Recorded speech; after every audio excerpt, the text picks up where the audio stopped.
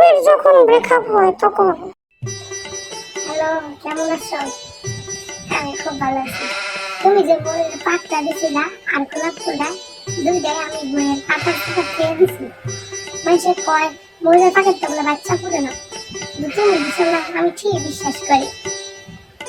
পাকেটটা বাচ্চা ফুটুক আর না ফুটুক, আমরা ভালোবাসা ঠিকই ফুটবে। সুইটি রে।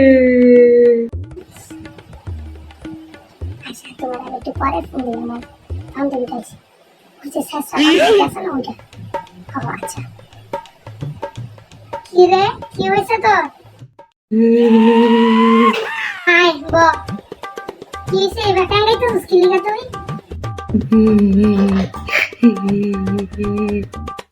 আগে টাঙ্গানি বন্ধ কর, তারপরে বলতাছি কি হয়েছে। সুজনে আমার সাথে ব্রেকআপ করে দিছে।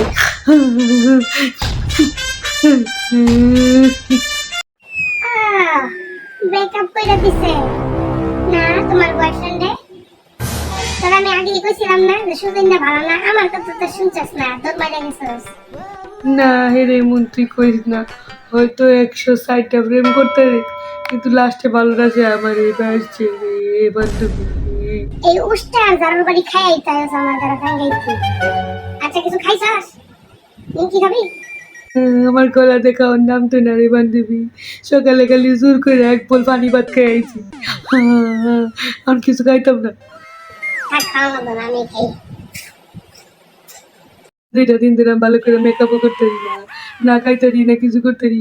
লাস্টে দেওয়ার সময় খালি একটু মেকআপ করে আইছি, আর কিছুই করতে পারি না বান্ধবী। এর চিন্তায় আমার ঘুম হয় না, এ আমার ব্লক মেরে রাখছে ফেসবুকও, মোবাইলে, সব জায়গায়। তো কি হয়েছে শুনি, কেমনে জুতার বাড়িটা তোর দিছে? কও একটু ঘটনাটা।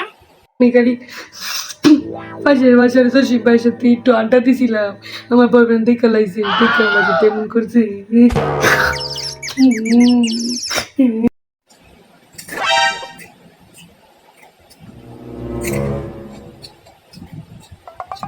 আচ্ছা বল এখন আমি কি কই।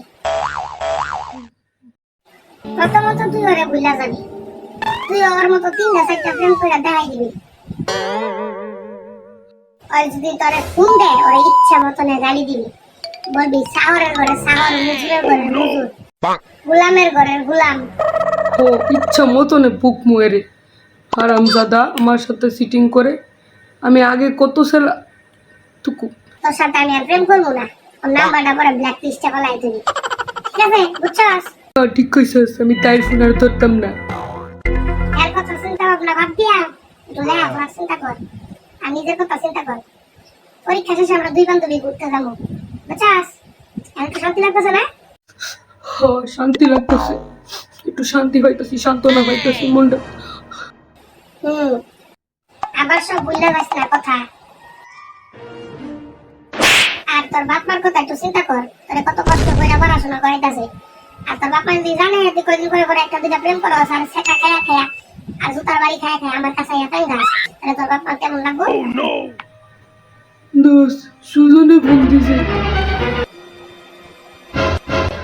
আমি ওর এবারে সারা পারতাম না। সুজন তুই মর, বুঝা যা।